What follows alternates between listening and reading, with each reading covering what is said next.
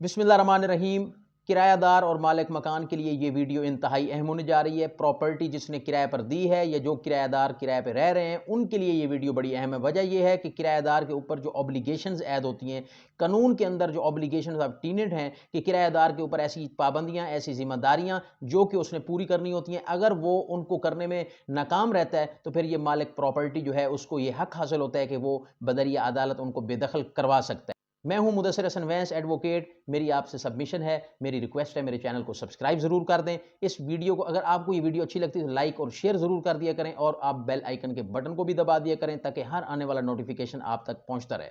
अपने टॉपिक की तरफ आते हैं। किरायादार के ऊपर जो पाबंदियां, जिम्मेदारियां, ऑब्लिगेशन ऐड होती हैं, टीनेंट ऑब्लिगेशन, वो पंजाब पर रेंटेड परमिसेस एक्ट 2009 के तहत, तो वो जो है उसके ऊपर मैं बात कर रहा हूं कि अगर कोई शख्स किराएदार है और वो ये जिम्मेदारियां पूरी नहीं कर रहा तो मालिक को, प्रॉपर्टी का जो ऑनर है, उसको बाकायदा तौर पर एक हक हासिल हो जाता है कानूनी तौर पर कि वो उसको तहरीरी नोटिस देने के बाद अदालत से रजू करके, केस फाइल करके उनको बेदखल करवा सकता है। किराएदार को जो है बिल्डिंग से निकाल कर उनको बेदखल करके अपनी बिल्डिंग खाली करवा सकता है। तो अब वो जिम्मेदारियां कौन सी हैं? पहले नंबर पे तो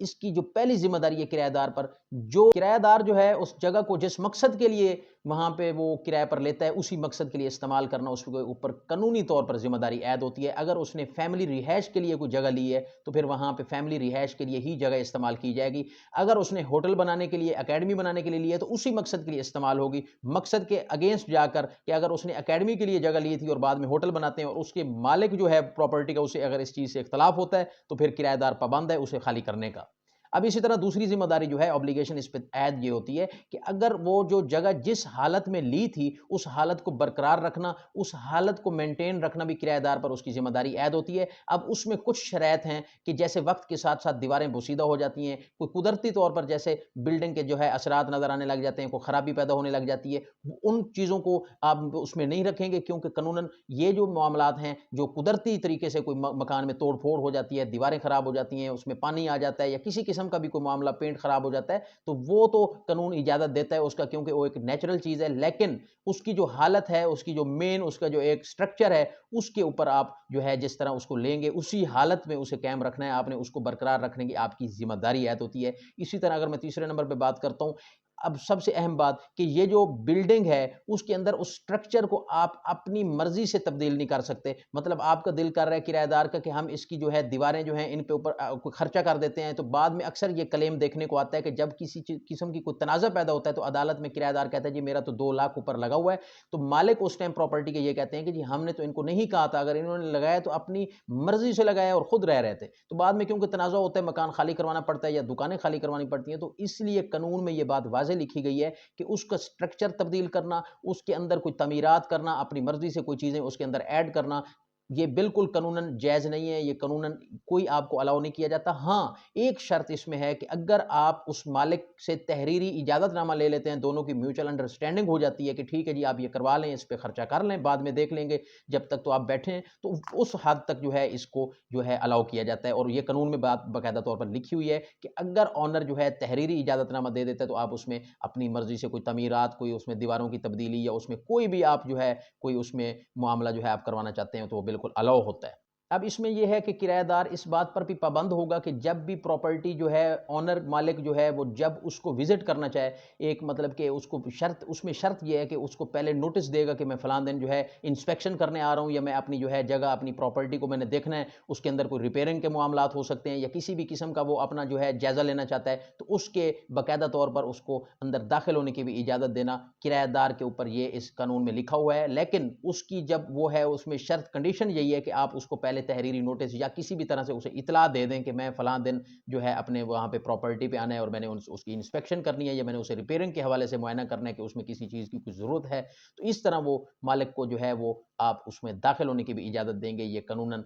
जो है आपके ऊपर पाबंदी और जिम्मेदारी ऐड होती है। अब इसी तरह अगर किराया की मुद्दत खत्म हो जाती है, अब अगर 11 माह का किराया लिखा जाता है, जैसे कि पंजाब में या अब तो हर जगह पे किराया की जो मुद्दत होती है वो 11 माह लोग लिख देते हैं, तो अगर 11 माह के अंदर किराएदारी का मुआहदा खत्म हो गया, मुद्दत खत्म हो गई, अब अगर दोनों फरीकैन में से एक फरीकैन, अगर एक फरीक जो है किराएदार फर्ज किया, अगर वो कहता है जी मुझे आगे भी रहना है, मैं इस जगह को अभी खाली नहीं कर सकता, लेकिन मालिक जो है वो कहता है जी नहीं, मैंने अब किराया आपके साथ मजीद इसमें मुआहदा नहीं करना, तो फिर मालिक की इस बात पर किराएदार पे ये पाबंदी ऐद होती है कि वो फ़ौरन उस जगह को जो है वेकेट कर दे, खाली कर दे। अगर वो फिर खाली नहीं करेगा, क्योंकि किरायानामा का जो मुआहदा है, एग्रीमेंट, ये 2 फ्री कैन के दरमियान होता है, अकेले एक बंदे की रज़ामंदगी के साथ नहीं चल सकता। अगर वो फिर खाली नहीं करेगा तो उसके बाद फिर मालिक जो है प्रॉपर्टी का उसको हक हासिल हो जाता है कि वो बदरिया अदालत जाकर वेकेट करवा सकता है, बेदखल करवा सकता है।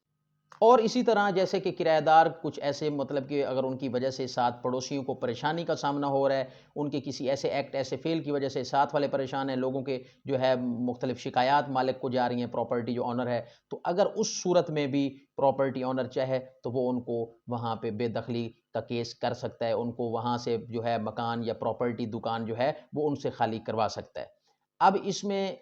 पहले इसमें अब ये तमाम ज़िम्मेदारियाँ ऐड हो गई, तो इसके बाद अब मालिक जो है प्रॉपर्टी जो लैंडलॉर्ड है वो क्या करेगा? वो अगर इनमें से कोई भी कोताही होती है, कोई ऐसी ऑब्लिगेशन ज़िम्मेदारियाँ जो कि किराएदार पूरी नहीं कर रहा, तो वो फिर तहरीरी नोटिस अरसाल कर देगा उनके एड्रेस पे, उसी प्रॉपर्टी पे, उनके घर पे वो तहरीरी नोटिस देगा। वो लीगल नोटिस भी कह सकते हैं, वो खुद आप तहरीरी नोटिस भी भेज सकते हैं। उसके अंदर वो तमाम कोताहियाँ, वो तमाम ऐसी पाबंदियाँ, ज़िम्मेदारियाँ जो कि वो पूरी नहीं कर रहा, उसमें वो वाज़ेह कर देगा और एक स्पेसिफिक टाइम दे देगा कि इसके अंदर आप इन मामलात को जो है मामलात को क्लियर करें, मेरे साथ बैठ के इन मामलात को देखें जो आप मुकम्मल मेरे साथ मुआहदे के मुताबिक नहीं चल रहे। और अगर तो वो उस तहरीरी नोटिस के बाद किराएदार बैठ जाता है, सिटिंग कर लेता है और मालिक मकान के साथ बैठकर उसे मुतमईन करके मामलात हल कर लेता है, तो फिर तो मामलात वहीं पे रुक जाएँगे। अदरवाइज़ लैंडलॉर्ड जो है इसके बाद बाकायदा तौर पर वहाँ पे जो रेंट ट्रिब्यूनल है, वहाँ पे वो रुजू करेगा, वहाँ पे केस फाइल करेगा और वहाँ जो अदालत है वो फिर बाकायदा तौर पर वो तमाम जो मामलात देखेगी और इसमें वो बल्कि बेदखली का हुक्म भी कर सकती है, मकान, प्रॉपर्टी, दुकान को खाली करने का हुक्म भी किराएदार को दे सकती है। और हमेशा फिर यही होता है कि जब एक बार मालिक प्रॉपर्टी लैंडलॉर्ड जो होते हैं, वो जब एक बार अदालत चले जाते हैं, तो फिर उसमें वो वापसी की गुंजाइश नहीं रहती, क्योंकि उस नोटिस का मकसद ये होता है, जब पहले नोटिस दे दिया है, तो उसके ऊपर अगर आपकी बैठक हो जाती है, आप बैठ के आपस में मामला तय कर लेते हैं, तो अदालत तक बात नहीं जाती। लेकिन जब प्रॉपर्टी ओनर अदालतों में चले जाते हैं, तो फिर यही देखा है कि वो फिर वहाँ पे अदालतें जो हैं प्रॉपर्टी खाली करवा कर उनके हवाले करवा देती हैं। मैं उम्मीद करता हूँ ये वीडियो आपके लिए यूज़फुल साबित हुई होगी। अगली वीडियो में मैं इंशाल्लाह आप लोगों के सामने रखूँगा कि लैंडलॉर्ड के ऊपर क्या ज़िम्मेदारियाँ ऐड होती हैं, क्योंकि ऑब्लिगेशन ऑफ टेनेंट के साथ ऑब्लिगेशन ऑफ लैंडलॉर्ड भी इसी कानून के अंदर है। तो मैं इंशाल्लाह कोशिश करूँगा वो भी मैं आपके सामने वीडियो ले आऊँ, ताकि मालिक जो है प्रॉपर्टी उनके अंदर कोई कन्फ्यूजन है तो उनकी कन्फ्यूजन भी दूर हो जाए, ताकि दोनों फ्री कैन के दरमियान एक अच्छा रिलेशन रहे और एक मतलब कि पायदार जो है रिलेशन हो सके, ताकि मुस्तकबिल में, क्योंकि जो भी बंदा किराए पर चीज़ लेता है तो उसका मकसद होता है मैं 2, 4, 5 साल तक वहाँ पे स्टे करूँ। तो इसी तरह अगर ये दोनों अपनी पाबंदियाँ, अपनी ज़िम्मेदारियाँ जो उनके ऊपर कानून ऐद करता है पूरी करते हैं, तो मैं समझता हूँ कि उनके दरमियान ये जो एग्रीमेंट है, ये जो एक मुआहदा होता है, एक रिश्ता बन जाता है एक किराएदार और मालिक का, ताकि दोनों जो है मुआहदे के तहत अपनी-अपनी ज़िम्मेदारियाँ पूरी करेंगे और इस तरह जो है मुआहदा और इस तरह एग्रीमेंट के तहत वो किराएदार और मालिक मकान एक-दूसरे के साथ मुस्तकबिल में अच्छा चल सकेंगे। मैं उम्मीद करता हूँ ये वीडियो आपके लिए अच्छी साबित हुई होगी। नए टॉपिक के साथ, नई वीडियो के साथ आपकी खिदमत में हाज़िर होऊँगा। Thank you. अल्लाह हाफ़िज़।